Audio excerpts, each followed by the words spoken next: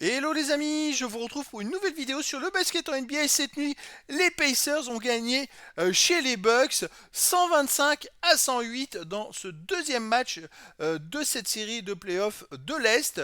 Donc c'est le premier tour des playoffs qui vont affronter le troisième contre le sixième de l'Est. Et après avoir perdu le premier match, les Pacers ont gagné à l'extérieur aux Bucks et reprennent l'avantage du terrain.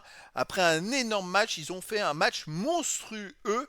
Et c'est vrai que la blessure d'Antetokounmpo et son absence est vraiment marquant. Le premier match, ils ont pu faire avec et gagner les Bucks. Au deuxième match, Indiana a vraiment fait le taf pour l'emporter. Donc on va revenir sur les stats en détail de ce match, des stats des équipes et des joueurs et tout ce qui s'est déroulé dans ce match-là. Alors, premier carton, Indiana menait 30 à 26 plus 4. Deuxième carton, 30 à 29 plus 1 pour Indiana, ça fait plus 5 à la mi-temps, c'était encore serré. Troisième carton gagné par Indiana, 32-28 plus 4, c'est-à-dire qu'on est à plus 9. C'est le rouleau compresseur, ça monte, ça monte, ça monte. Et dernier carton gagné 33-25 plus 8, donc plus 17 au final. L'Indiana a gagné les 4 cartons. Alors ça c'est très très fort. Vous voyez, une belle performance. Ils ont tourné à 55% au tir et 44% à 3 points, comparé aux 44% au tir et 40% à 3 points pour les Bucks. Une très très très belle perf collective. Alors, côté des Bucks, on a quand même 34 points de Damien Lillard, 10 sur 21 au tir, 6 sur 13 à 3 points, il était très très bon.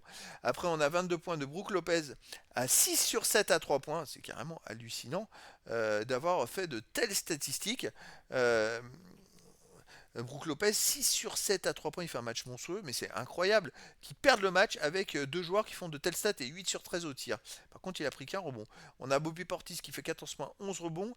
Middleton, il fait que 15 points, 6 sur 14 au tir. On a Patrick Beverley, c'est un gros défenseur qui marque pas beaucoup.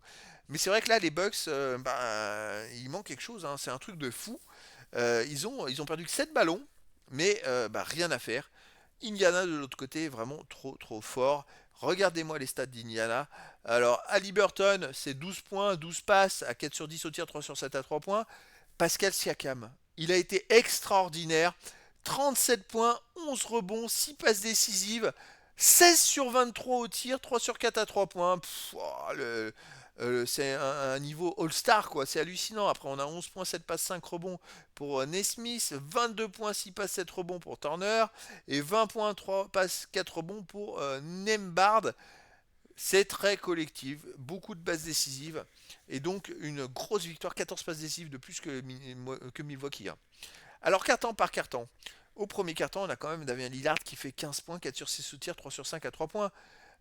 Donc ils sont menés quand même de 4 points, avec Lillard qui fait une telle stat, Brook Lopez qui fait 3 sur 4 à 3 points, qui met 9 points. Ils font quand même 6 sur 13 à 3 points et 8 sur 21 au tir. Malheureusement, au tir, ça n'a pas été à droit, à part les tirs à 3 points, parce que les autres, ils n'ont pas été là, quoi. Il y en a deux qui ont été bons, puis les autres, ils ont tout raté. Côté des Pacers, on gagne le carton avec 9 points, 4 rebonds pour Siakam qui fait 3 sur 5 au tir. Après, en sortie de banc, on a quand même Topin qui fait 6 points, 3 rebonds à 3 sur 3 au tir. Mais après, tous les joueurs ont contribué. Il y a eu des petits points à droite, à gauche. Et ce qui fait que l'équipe, collectivement, a été beaucoup plus forte que les Bucks. Deuxième carton, gagné cette fois de 1 point par Indiana. On a encore Lillard qui met 11 points à 3 sur 6 au tir. Mais il a été très bon en première mi-temps. Middleton cette fois 6 points, 3 sur 5 au tir, mais les autres, rien derrière. Côté Pacers, on a Sakam 5 sur 9 au tir, 2 sur 2 à 3 points, 12 points. Et puis après, on a d'autres joueurs qui marquent quelques petits points à droite à gauche. Au final, Indiana fait du 52% au tir, 66% à 3 points, 6 sur 9. Voilà, les Bucks, ils pouvaient pas rivaliser. Ils ont fait 50% au tir pourtant et 40% à 3 points. À la mi-temps, on avait quand même Lillard qui était à 26 points et 6 sur 11 à 3 points, 7 sur 12 au tir, était monstrueux. On a Brook Lopez avec 12 points, 4 sur 5 à 3 points. Et malgré ces deux joueurs, l'équipe allait mener de 5 points. Côté des Pacers, on a quand même Siakam qui était déjà à 21 points, 7 rebonds avec 8 sur 14 au tir, 3 sur 4 à 3 points. Puis les autres joueurs qui ont marqué 6 points, 8 points, 7 points, 9 points. Tout le monde était présent. Je dirais qu'ils ont mené logiquement avec une meilleure adresse, 51% au tir à 43%. Donc Indiana menait logiquement à la mi-temps. Troisième carton gagné à nouveau de 4 points par Indiana. On a quand même Lillard qui fait 3 sur 6 au tir, 8 points, 3 rebonds. 7 points pour Middleton, cette fois qui marque un peu plus, 8 points pour Portis. Brook Lopez a mis que 3 points. Mais voilà, l'équipe a encore été menée et perdue de 4 points. Parce que Indiana, très collectif, fait du 52% au tir à 41%. Même si à 3 points, ils ont été à 22%, alors que les Bucks ont fait du 28%. Côté Indiana, donc c'est le tir 4 sur 4 pour Pascal Siakam, il met 8 points. 6 points pour Miles Turner avec 3 rebonds, 9 points pour Nembhard avec 3 sur 4 au tir, 3 sur 5 au lancer franc. Par contre, c'est pas bon. Mais voilà, le rouleau compresseur des Pacers qui va gagner le dernier carton encore un peu plus facilement. Côté de Milwaukee, ben, Lillard, il a joué 6 minutes, il met aucun point. C'est-à-dire que tous les points qu'il a marqués, c'est en 3 cartons. Mais en même temps, il a été tellement bon et que son équipe n'arrivait pas à gagner malgré ça. C'est très frustrant. Après, on a Brook Lopez qui fait 7 points, 3 sur 4 au tir, 1 sur 1 à 3 points, qui tient un peu le dernier carton. L'équipe quand même fait des Bucks, fait 47% au tir. Ils tirent que 2 fois à 3 points. En étant menés, ils ont fait un sur 2 à 3 points. Ils auraient peut-être dû plus tirer, que ce soit Lillard et Lopez qui étaient plutôt à droit dans cette rencontre. Et côté des Pacers, ils gagnent le carton de 8 points avec encore 8 points, 4 sur 5 au tir pour Siakam, 8 points, 3 sur 3 au tir, 2 sur 2 à 3 points pour Miles Turner. Et puis tous les autres joueurs qui étaient très présents. 70% au tir au dernier carton, 4 sur 6 à 3 points, 66%. Ah bah, les Pacers, ils ont été monstrueux.